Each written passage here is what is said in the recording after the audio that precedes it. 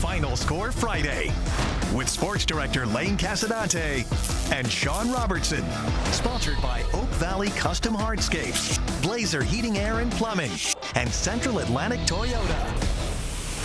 Good evening, everyone. Welcome to Week 8 of Final Score Friday. Cheerleaders from Atlee in the studio with us tonight. They had a big showdown with 9th-ranked Armstrong, which we will get to in just a few minutes. Tonight had 4 different Game of the Week type matchups, but only one was between a pair of unbeatens. Almost every year, Thomasdale and Dinwiddie get to this point of the season and are right in the middle of their respective playoff races, and the last dozen meetings are split almost evenly between the two. And only 2 of the past 10 meetings have been decided by more than 2 touchdowns. One would remain undefeated. The other would still have a strong claim to have at least one home playoff game in their region.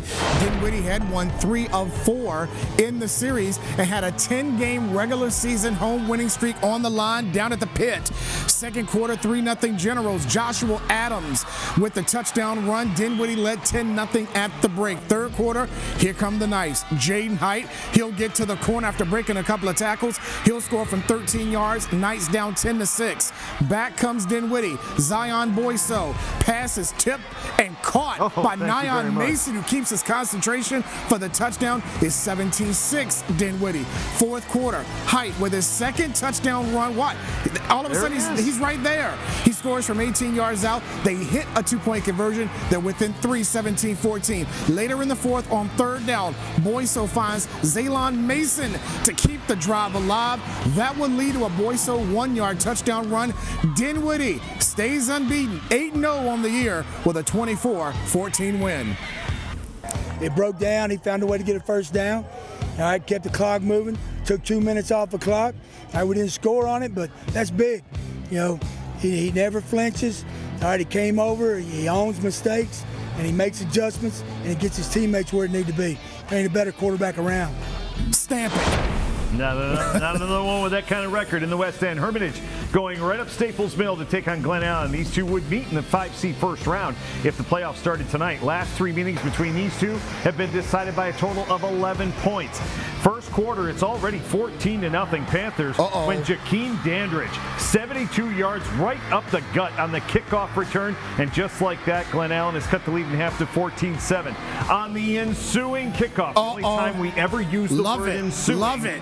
Johnson Allums, 79 yards. 14 seconds later, they answer right back, and it's 21-7 Panthers. Hermitage then, Ben Yane is going to go up top, 10 yards, right into your living room and right into the arms of Andre Clark. That made it 28-7 Panthers.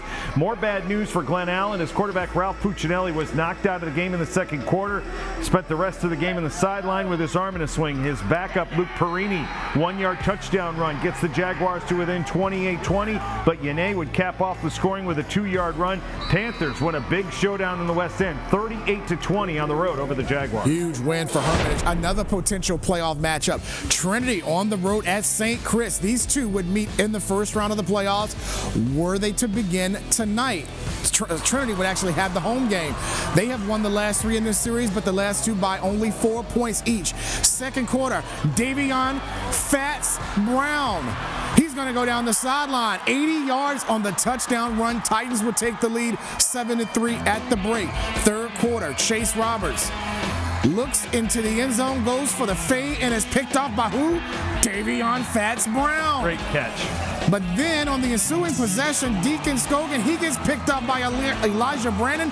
He's got a reservation for 6. 2 interceptions for Elijah tonight, 10-7 Trinity. Then Aiden White, a 55-yard run. That will set up a late field goal. Saints with a huge win, 13-7. Knock off Trinity. They're 6-2 on the year. Out to the east end, number 2 Varina hosting undefeated Hanover. A huge opportunity for the Hawks, but the Blue Devils had won 9 straight in this series. Homecoming out at Varina tonight. They're already up 14-0 when Caleb Weiss with a 25-yard touchdown run makes it 21-0 Blue Devils at that point. Then later, Hanover on offense again, driving, but Johan Payton is going to come up with the interception. And then Hanover would try a flea flicker. Not much working tonight for the Hawks. Michael Farley added a 2-yard touchdown run. The Blue Devils roll 35-3 tonight over Hanover. We stay in the East End for 5th-ranked Highland Springs, hosting Friendship Collegiate out of Washington, D.C. Another first-time opponent for the Springers. The Knights were 5-1 on Wall of Fame night at Highland Springs. Antoine Richardson leaps into the end zone to give the Springers an 8-0 lead. Tack on the 2-point conversion for the Springers. Then the defense makes a big play. They force the fumble, recover this fumble, and that will lead to this going into the second. Richardson, his second touchdown in this highlight. 15-0 Highland Springs. Then Richardson scrambles, but then he puts the ball on the ground. Friendship Collegiate will scoop it and score, but enough with Richardson as he scored 4 touchdowns tonight.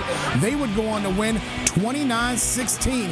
They're now 6-2 on the season. Good win for the Springers. Still to come, plenty more from Week 8 of Final Score Friday. Stay with us.